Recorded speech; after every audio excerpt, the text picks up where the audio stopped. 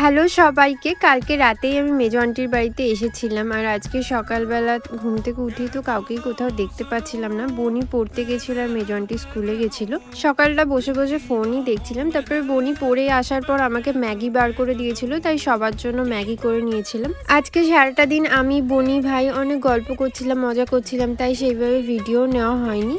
এরপর ম্যাগি খেতে খেতে দেখছিলাম একটা কুশানে আমার ভাই আর বনির ফটো প্রিন্ট করানো ছিল। কুশানটা দেখতে তো খুবই সুন্দর লাগছিল। তারপরে স্নান করে দুপুরে খেতে বসে পড়েছিলাম। আজকে মেজো আন্টি বিট ভাজা করেছিলাম, আমি প্রথমবার খেলাম, খুবই ভালো লেগেছিল।